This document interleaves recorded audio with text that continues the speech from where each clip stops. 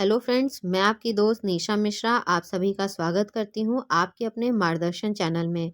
आज का विषय हमारा संबंधित है सुप्रीम कोर्ट के एक लेटेस्ट जजमेंट से। यह जजमेंट आया है 498 ए के ऊपर, जो बहुत ही महत्वपूर्ण भूमिका निभा रहा है वर्तमान समय में। इसके संदर्भ में कानून के दृष्टिकोण से सुप्रीम कोर्ट ने एक बहुत ही महत्वपूर्ण टिप्पणी की है, जिसमें उसने कहा कि सामान्य और सर्वव्यापक आरोपों के आधार पर पति के रिश्तेदारों पर मुकदमा चलाना प्रक्रिया का दुरुपयोग है।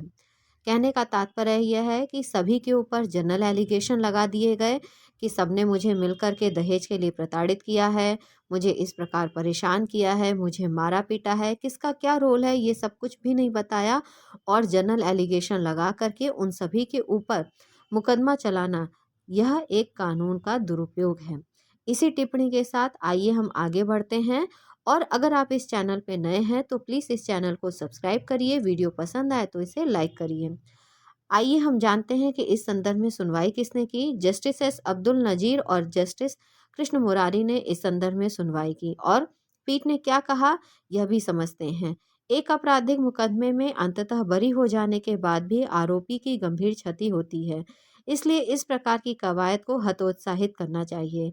पीठ ने समझा कि मुकदमा दर्ज हो जाता है, ट्रायल के आधार पर आप बाहर निकल जाते हैं, अपने आप को दोषमुक्त भी सिद्ध कर लेते हैं, परंतु इस दौरान एक आरोपी को गंभीर क्षति होती है। यह क्षति शारीरिक, मानसिक, आर्थिक अनेक प्रकार की हो सकती है। क्यों? क्योंकि इस समय उनका पैसा, उनका शरीर, उनका समय बहुत कुछ लगता है, जो काफ़ी महत्वपूर्ण होता है एक व्यक्ति के लिए, उसके अपने जीवन के लिए। आइए इस संदर्भ में समझते हैं कि क्या-क्या मामले में क्या-क्या विषय हुए, क्या केस के हमारे फैक्ट हैं। 2017 में निकाह होता है। निकाह होने के पश्चात वैवाहिक जीवन में कुछ समस्याएं आती हैं। उसके पश्चात एक शिकायत दर्ज कराई जाती है दहेज प्रताड़ना की और मारपीट की। दोनों पक्षों के मध्य समझौता हो जाता है। यह मामला यहीं खत्म हो जाता है, परंतु पुनः विवाद होता है और 2019 में एक प्राथमिकी दर्ज कराई जाती है। इसमें पति, सास, जेठ, जेठानी, भतीजी समेत 7 लोगों के ऊपर एफआईआर दर्ज होती है। एफआईआर में कौन कौन से सेक्शन लगे हैं, आइए उसकी भी चर्चा करते हैं। एफआईआर में 498 ए, 341, 323, 354 और 379 भी है। इन्हीं सभी धाराओं के साथ यह मुकदमा आगे बढ़ता है। इन सभी चीज़ों से परेशान होकर के आरोपी के अन्य सदस्य जाते हैं पटना हाई कोर्ट के सामने और वहां इस प्रकार की प्राथमिकी को रद्द करने के लिए अपनी एप्लीकेशन डालते हैं, परंतु हाई कोर्ट के द्वारा यहाँ पे इस एप्लीकेशन को एक्सेप्ट नहीं किया जाता है और उसे रद्द कर दिया जाता है।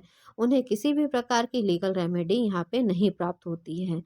ऐसी स्थिति में वह सुप्रीम कोर्ट पहुंचते हैं। सुप्रीम कोर्ट पहुंचने पर सुप्रीम कोर्ट के द्वारा दोनों ही पक्षों के वाद विवाद को सुना जाता है, तर्कों को देखा जाता है और सुप्रीम कोर्ट यहाँ पे राहत देते हुए कहते हैं कि इसके अंतर्गत किसी भी प्रकार के स्पेसिफिक रोल के बारे में नहीं बताया गया है कि किसने किसने दहेज की मांग की, किसने मारा पीटा, किसने घर में बंद किया, चोरी का आरोप किसके ऊपर है। यह सभी चीज़ें स्पष्ट नहीं हैं, जिस आधार पे परिवार के सदस्यों को इस प्रकार का आरोप लगा करके उन्हें कानून के दुरुपयोग के आधार पे प्रताड़ित करना बिल्कुल ही गलत है।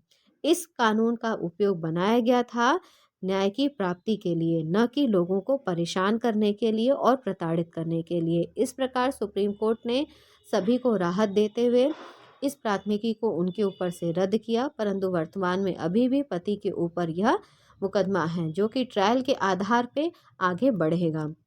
अब आप सभी से एक रिक्वेस्ट है कि अगर आप इस चैनल पे नए हो तो प्लीज़ इस चैनल को सब्सक्राइब करिए, वीडियो पसंद आई हो तो लाइक करिए और ज़्यादा से ज़्यादा इसे शेयर करिए और कानून के दुरुपयोग को रोकिए, अपने हिस्से से भी और अपने माध्यम से भी। धन्यवाद।